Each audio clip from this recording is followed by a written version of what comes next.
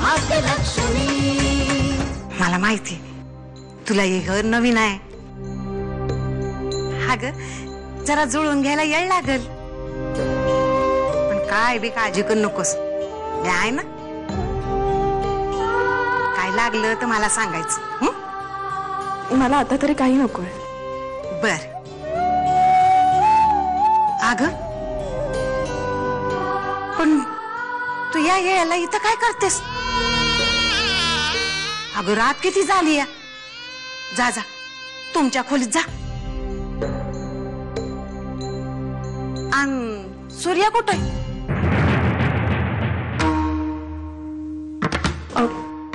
तो बाहेर गेलाय।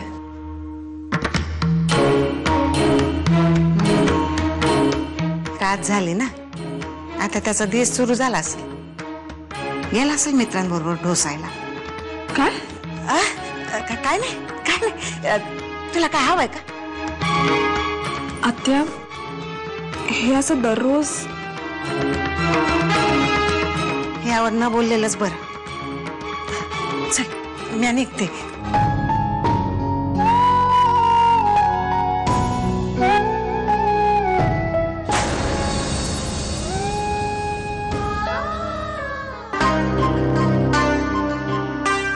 सूर्या हे असं का वाग? लग्नाआधी काय स्वप्न पाहिली होती आणि आता प्रत्यक्षात याचं हे नेहमीचं दारू पिणं कितपत सहन करणार?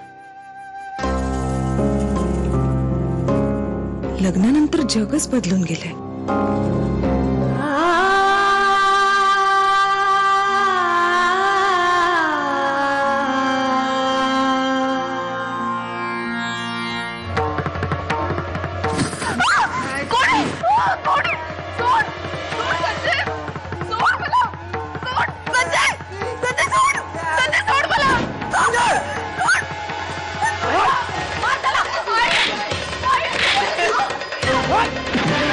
मार मार अजून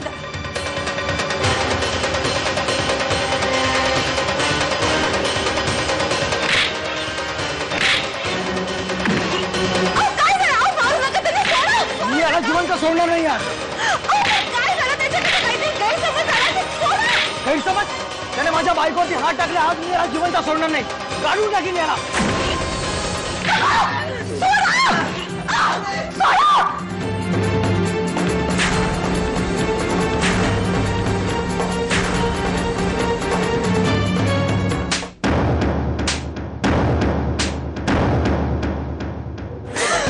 माझ्या मुलावर हात उचलतेस?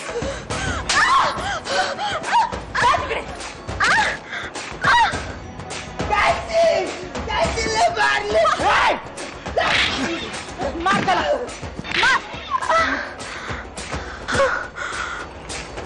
मारून टाक त्याला। सूर्या थांब। नाही, मी याला आता सोडणार नाहीये। सूर्या तुला कळत नाही का त्याची मानसिक अवस्था काय आहे ते? आपण असं बोलतो ना, त्याचाच गैरफायदा घेतोय तो। शांत राहा, इनोसंट आहे तो। जे काही झालं ते गैरसमजातून झालं।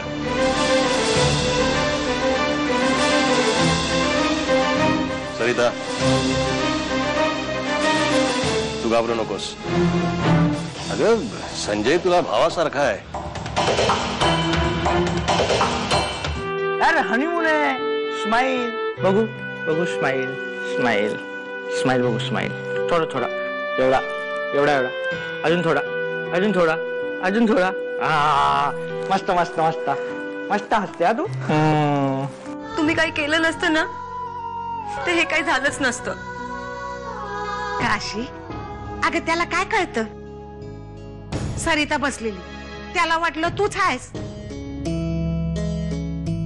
आता हे समजा चुकून झालं, हे काय या लोकांना अक्कल तर पाहिजे ना। काशी तू बोल ना माझ्याशी।